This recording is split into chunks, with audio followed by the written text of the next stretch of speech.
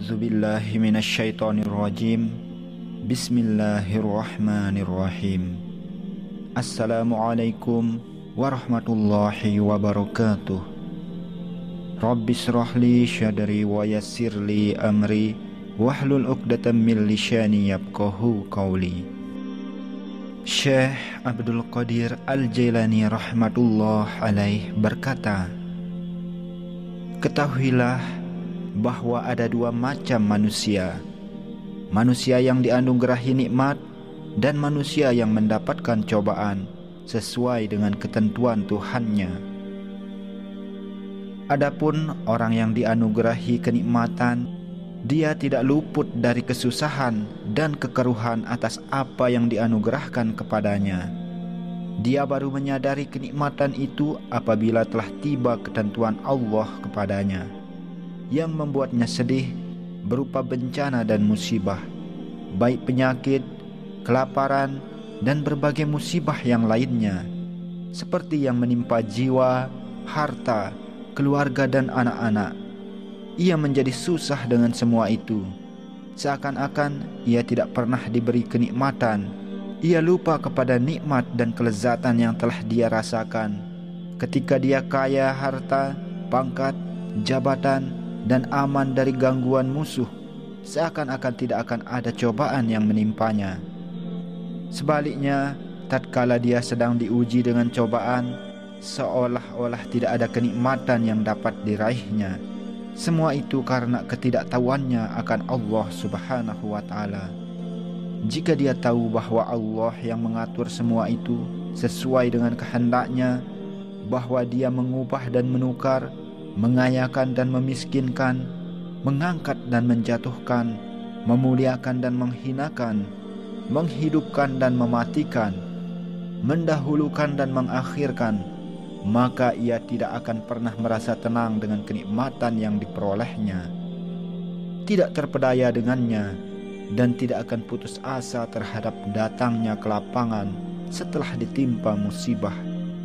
Juga karena kebodohannya akan dunia, maka dia merasa tenang dengannya hingga berharap memperoleh kejernihan tanpa kekeruhan di situ, dan lupa kalau dunia itu adalah tempat bala, kesulitan, beban, dan kesusahan.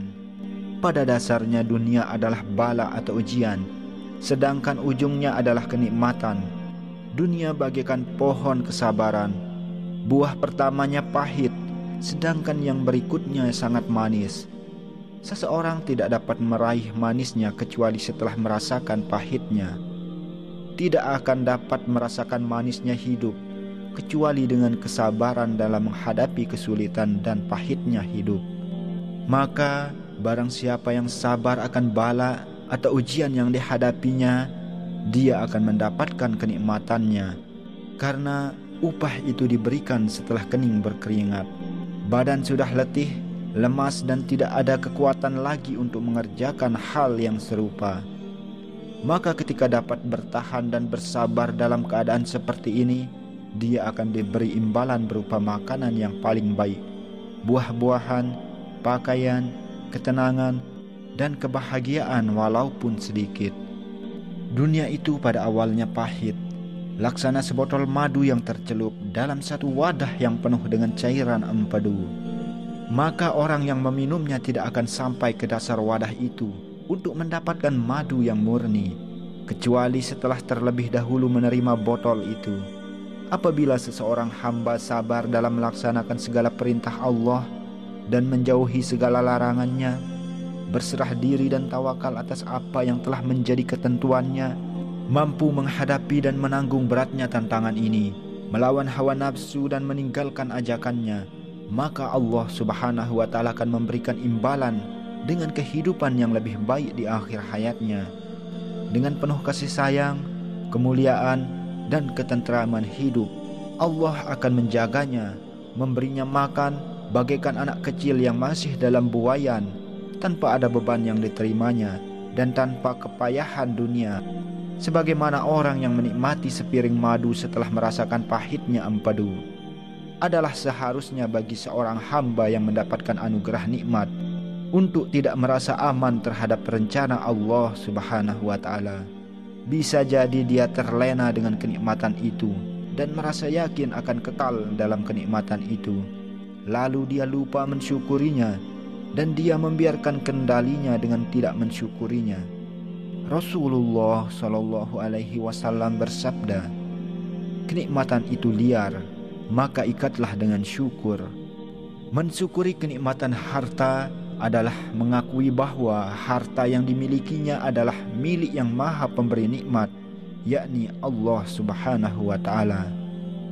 Mengingat hal itu dalam setiap kesempatan dan mengetahui keutamaan dan kebesarannya, jangan merasa memiliki dan melampaui batas dalam memanfaatkannya, dan jangan meninggalkan perintahnya ketika mendapatkan limpahan kenikmatannya.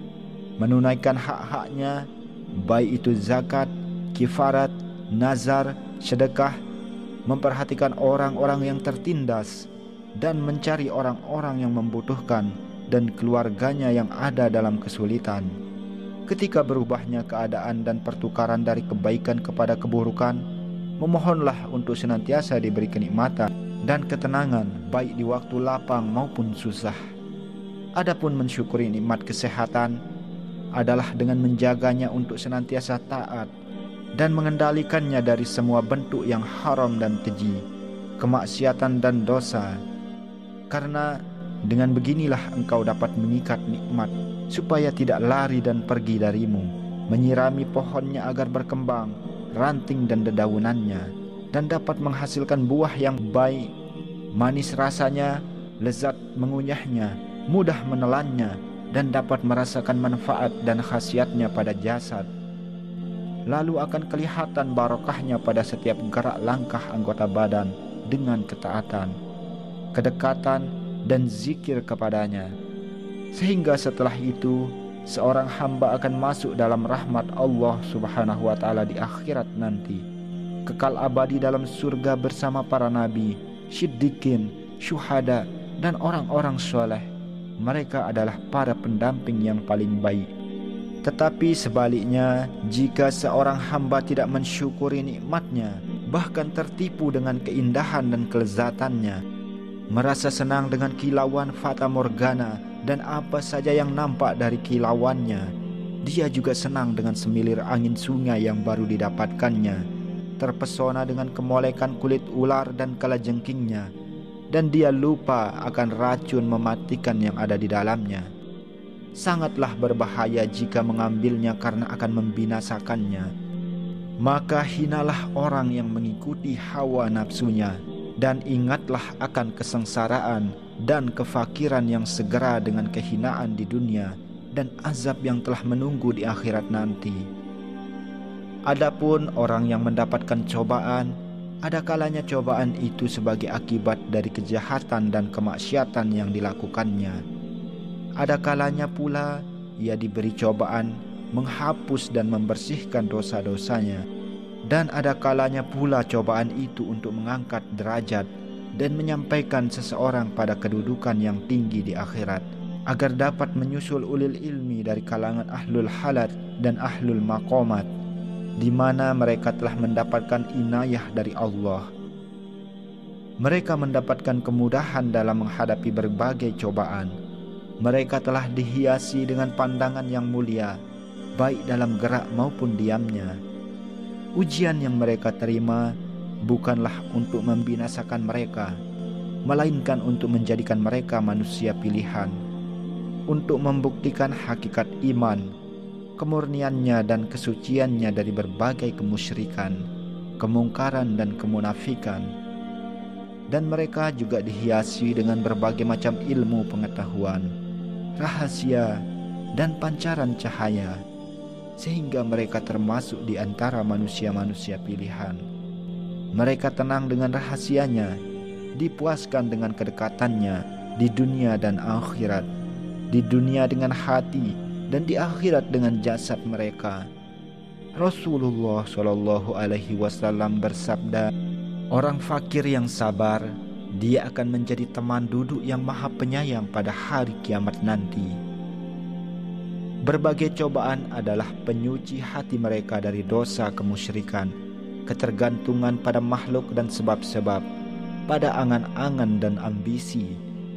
Mereka menjauhi hal-hal kesenangan duniawi dan memohon untuk menggantinya dengan ketaatan yang akan dibalas dengan kedudukan tinggi di akhirat, di dalam surga Firdaus. Adapun tanda-tanda cobaan yang merupakan siksa adalah yang tidak disikapi dengan sabar, namun justru disikapi dengan kekesalan dan keluhan kepada sesama makhluk. Sedangkan cobaan yang dapat menghapuskan kesalahan adalah yang disikapi dengan kesabaran dan tidak mengeluh, menunjukkan kegelisahan kepada kawan ataupun tetangga, dan segera untuk melaksanakan perintah dan taat kepadanya. Dan cobaan untuk meninggikan derajat adalah yang disikapi dengan keridoan dan penerimaan, dengan jiwa tenang dan tidak gelisah terhadap apa yang dilakukan Tuhan bumi dan langit, dan lebur di dalamnya hingga saat disingkapkan seiring berlalunya hari dan waktu. Sekian, semoga bermanfaat. Akhirul kalamu wabillahi taufiq wal hidayah. Wassalamualaikum warahmatullahi wabarakatuh.